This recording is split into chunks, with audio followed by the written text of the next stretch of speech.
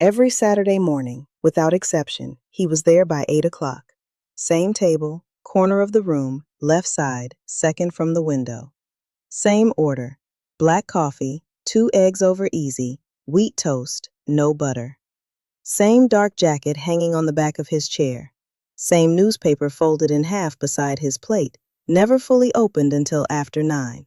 And always 2 cups of coffee on the table. One in front of him, one across from him, on the other side of an empty seat. The staff at the diner had learned not to clear the second cup.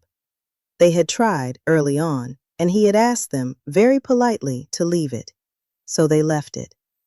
Week after week, month after month, the second cup sat there, full and steaming when it arrived, slowly cooling across the hour he spent at that table and never once touched. Nobody knew who it was for. Nobody had ever asked. And for 11 years, nobody had ever sat down across from him.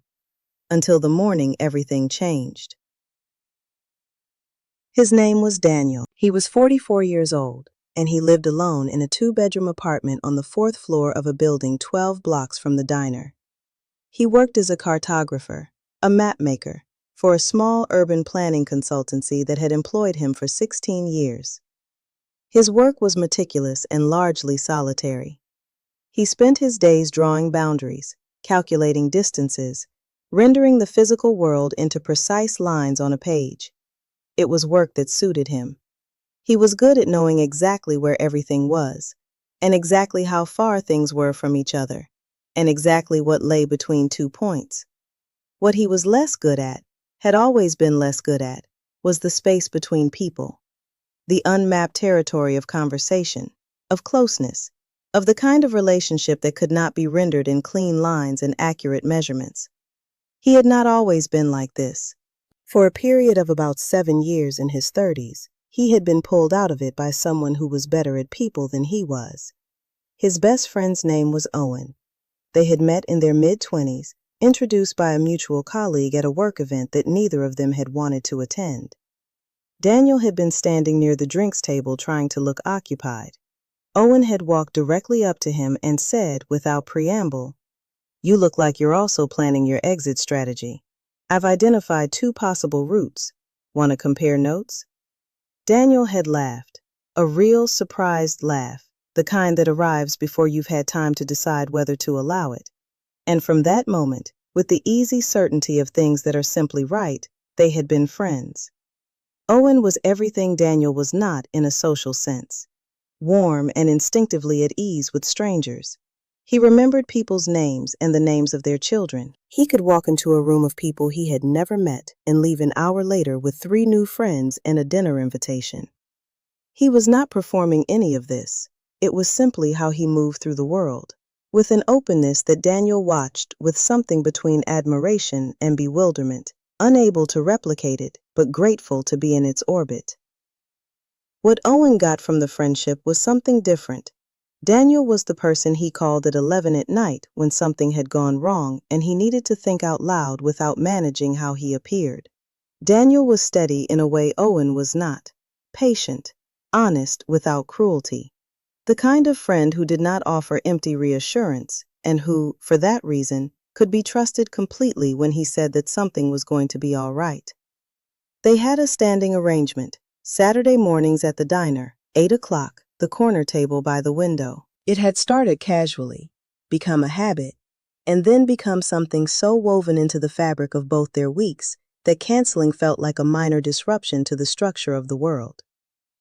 They sat at that table for 7 years, talking about everything and nothing. Sometimes for 2 hours, sometimes in near silence, reading side by side, and that was fine too. The point was not the talking. The point was the showing up. Owen died on a Wednesday morning in October, 11 years ago. A cardiac event, sudden, without warning, the kind that does not give you time to prepare or say the things you might have wanted to say. He was 38 years old. He had been healthy, or appeared to have been, and then he was gone, with the abruptness that sudden loss always carries, the sense that the world has made an edit without consulting anyone, removed something that was supposed to still be there. Daniel went to the funeral, stood at the edge of the crowd of people Owen had known, and there were many, because Owen had known many people, and felt with quiet certainty that he was the only one there who had known him in quite that way. Which was not a competition, it was just true, and it made the loss a particular shape that he did not have words for and did not try to find words for. The following Saturday, he went to the diner at 8 o'clock. He didn't make a decision to go, he simply went, the way you do the things that your body has learned to do at certain times, without consulting your mind about whether it is a good idea. He sat at the corner table. He ordered black coffee, 2 eggs over easy, wheat toast, no butter. And when the coffee came, he asked for a second cup to be placed across from him. He could not have explained why, if asked. It was not a ritual he had designed. It just happened, and it felt right in the way that very few things felt right in those first weeks, so he did not examine it. He went back the following Saturday, and the one after that, and the one after that. 11 years passed. In those 11 years, Daniel built a life that looked, from the outside, like it was doing fine. A good job, a neat apartment, a small circle of colleagues who respected him, long Saturday morning walks after the diner, through parts of the city he knew the way he knew his own maps, intimately, precisely, without needing to think about it. He did not talk about Owen, not with anyone. The grief had not diminished so much as compressed, packed down into something dense and quiet that he had learned to carry without it being visible. The second cup was the only place it surfaced, the only place he allowed it to be seen, and only then by people who did not know what they were looking at. He thought sometimes about calling old friends, about making more effort, about the fact that 11 years of Saturday mornings alone was a long time, and that Owen, of all people, would have had something direct and slightly impatient to say about it. He could hear it clearly. Owen had never been interested in unnecessary suffering. He would have said, "You are allowed to still be here, you know. Being here is not a betrayal." But knowing a thing and being able to act on it are not always the same. And the silence had become, like most long silences, its own kind of structure, familiar enough that dismantling it felt more frightening than simply continuing to live inside it. So the weeks kept passing, and the second cup kept sitting there, and nobody sat down. Her name was Claire. She was 41 years old and had moved to the city 8 weeks earlier from a smaller town 300 miles north, following a job offer she had accepted partly for the opportunity and partly because she had needed, urgently and without quite being able to explain it to anyone, to be somewhere that did not know her history. She was a structural engineer, precise, methodical, more comfortable with load-bearing calculations than with the load-bearing requirements of small talk. She had a dry sense of humor that emerged slowly in the company of people she trusted, and a habit of noticing details that other people walked past: the angle of a building's shadow, the wear pattern on a set of steps, the way a ceiling held its weight. She had been coming to the diner for 3 weeks when she first really noticed the man at the corner table. On a particular Saturday, the diner was fuller than usual, and the only available seats were at the counter or at his table, which had an empty chair across from a cup of coffee that appeared to have been there for a while. She almost took the counter stool, but something made her pause. Not anything she could have named at the time, just the small hesitation that your instincts produce when they have noticed something your conscious mind hasn't caught up with yet. She walked over to his table. "Excuse me," she said. "Is someone sitting here?" He looked up from his newspaper with the particular expression of a man who had become so accustomed to not being approached that being approached required a moment of recalibration. "No," he said. Then, after a pause, "But I should tell you, I keep the second cup. I won't be drinking it. I just keep it." She looked at the cup, then at him, not in a challenging way, just with the direct attention of someone who finds things interesting rather than awkward. "That's fine," she said, and she sat down. They did not talk much that first morning. She read. He returned to his newspaper. They shared the table in the companionable silence of two people who are both, at their core, comfortable with quiet. When she got up to leave, she said, "Thank you for the seat." He said, "Any time." He meant it as a polite nothing, the kind of thing you say, but she took it as information. The following Saturday, she was there at 8:15. The diner was not full. There were open tables throughout. She walked past all of them and sat across from him again. He looked up. Something moved in his expression. Surprise, maybe, or something quieter than surprise. Something closer to the feeling of a door you had left unlocked being opened for the first time in a long while.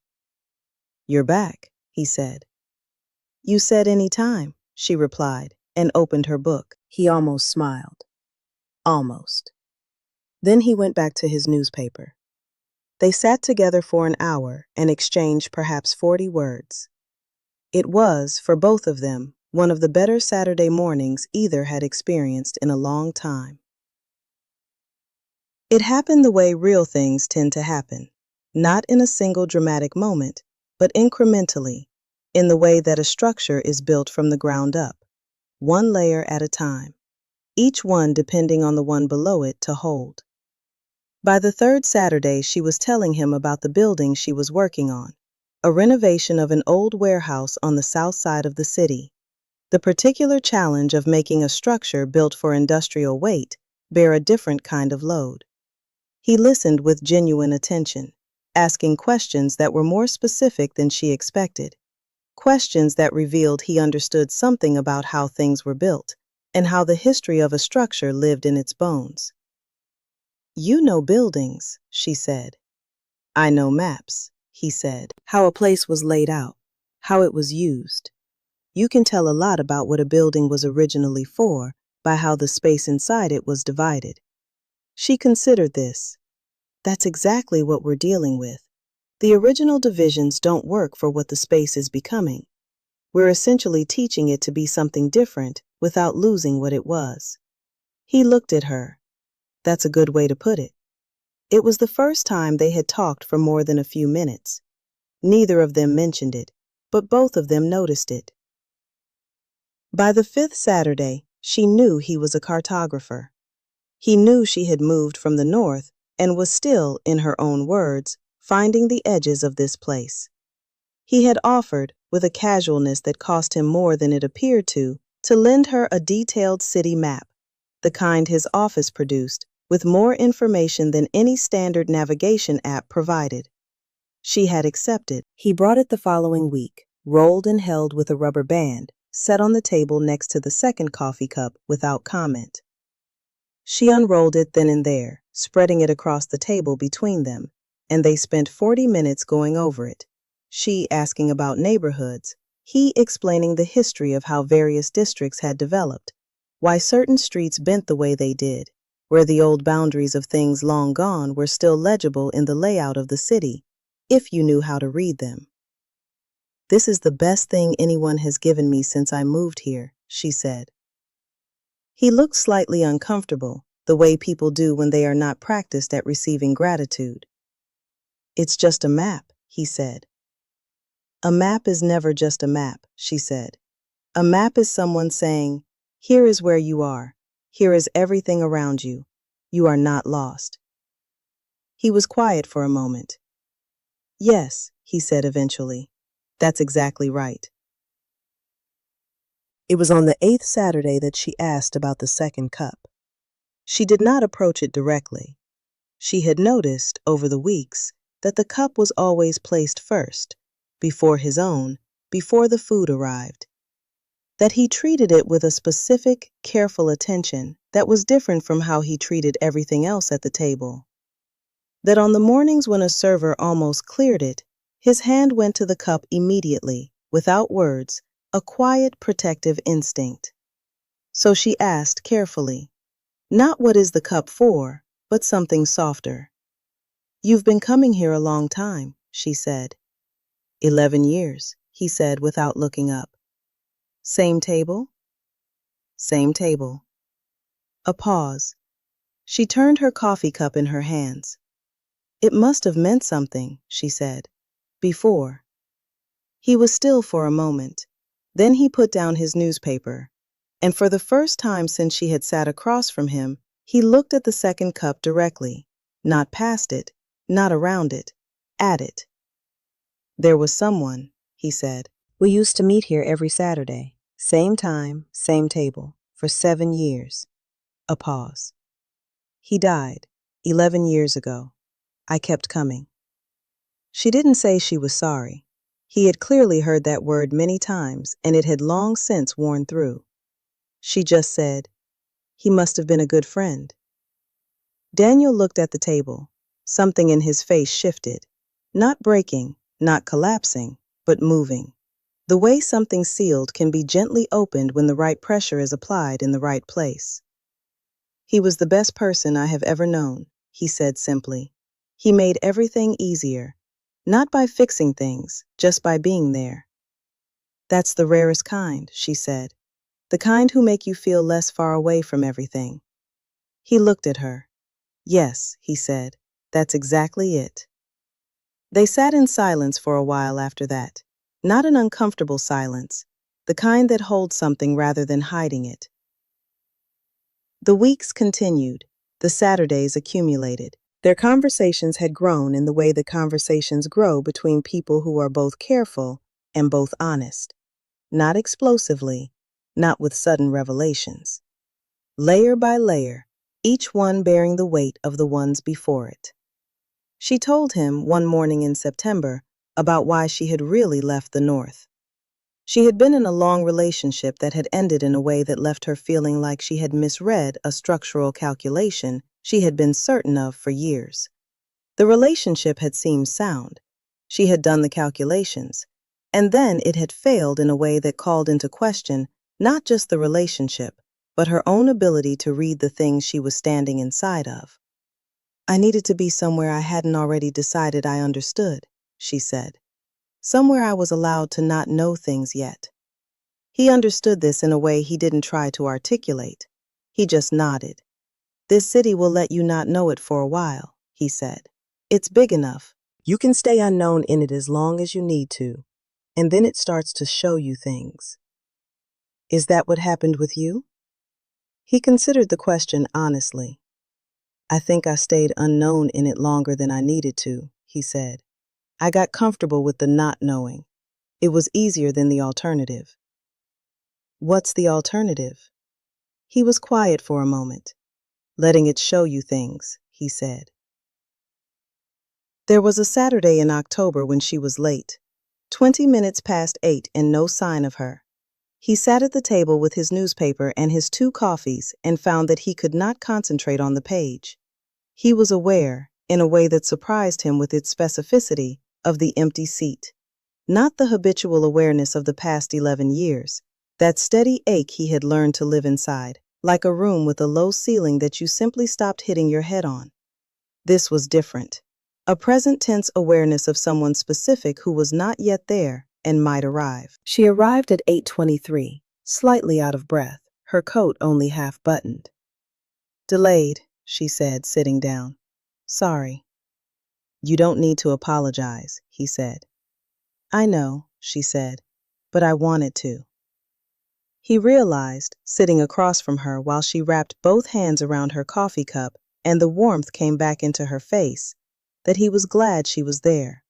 Not in the abstract way he had come to appreciate their Saturdays, but concretely, specifically glad.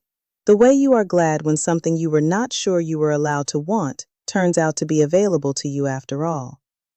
He didn't say any of this, but something in the way he picked up his newspaper again, and in the way he didn't open it immediately, told a story he had not intended to tell. It was on a Saturday in November, 4 months and 1 week after she had first sat across from him, that he arrived to find her already there. Sitting at the corner table, 2 cups of coffee in front of her coat on the back of her chair. She had ordered before he arrived. His coffee was already waiting across from her. He stood at the table for a moment, looking at the setup.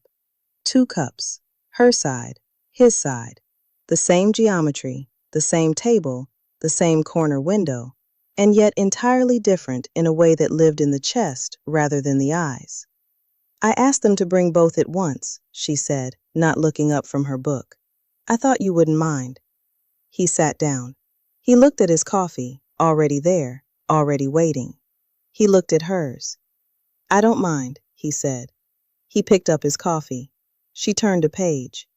Outside, the first cold November light was coming through the window and laying itself across the table between them, and the diner was filling up around them with the ordinary Saturday morning sounds of a city going about its life. And for the first time in 11 years, the corner table felt exactly the right size. In the spring, on a Saturday morning in April, 8 months after she had first sat across from him, he arrived at the diner to find her already there, as she often was now. 2 cups on the table, already waiting. He sat down. She was reading. He picked up his coffee. After a moment, he said, I want to tell you something about the second cup. She put her book down and gave him her full attention, the way she always did. He told her about Owen, not the edited version, just the single fact of loss that he had given back in October.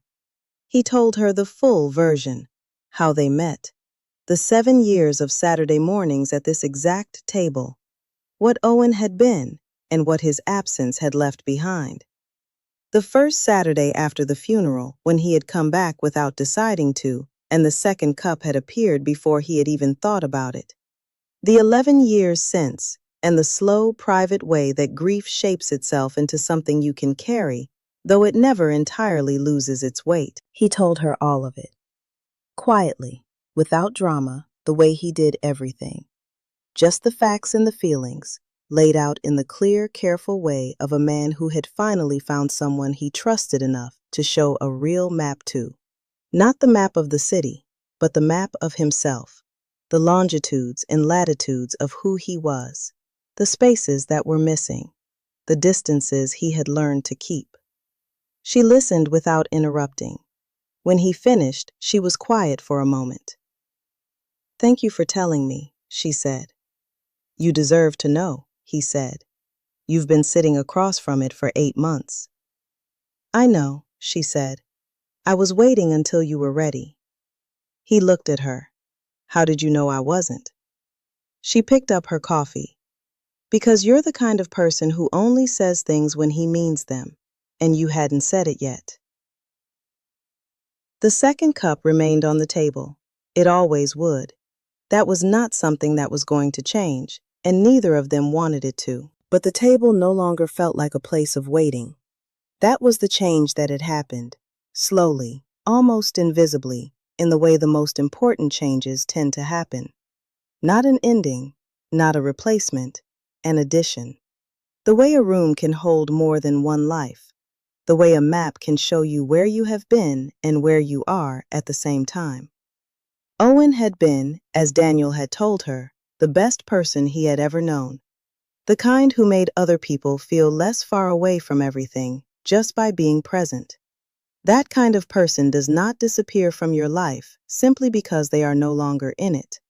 They leave behind a capacity for warmth, for showing up, for the particular courage of sitting down at someone else's table and saying, without words, I see you, I'm staying.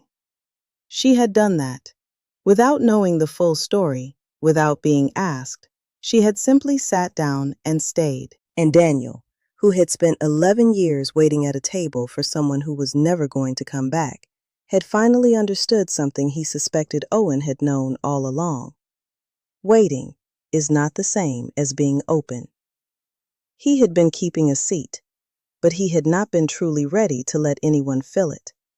Not because the grief was too great, but because grief, if you stay inside it long enough, starts to feel like loyalty. And loyalty to someone you have lost is easier in certain ways than the risk of letting someone new close enough to matter. The risk of mattering and of being mattered to is the same at 44 as it is at 24. It does not get smaller with age. It just gets more clearly understood. You know, by a certain point in your life, exactly what you are agreeing to when you let someone sit down across from you and stay. You are agreeing to be known, to be in someone's week the way they are in yours, to have your presence be something that is noticed when it is absent, to stop being a person who passes through other people's lives unregistered, and let yourself, at last, be seen. Daniel had agreed to all of it, not in a single moment, not with a declaration, just by showing up, Saturday after Saturday, to a corner table where someone else had also decided to show up. That was all it had ever taken. That was all it ever takes. Outside the diner window, the April morning was pale and clear, the light coming in at the low angle of early spring, still thin, but with warmth beginning in it. The promise of a season that had not quite arrived, but was undeniably on its way. 2 cups on the table, 2 people reading. The quiet sounds of a Saturday morning going about its business. And for the first time in 11 years, the corner table felt like exactly what it had always been meant to be. Not a monument, a meeting place.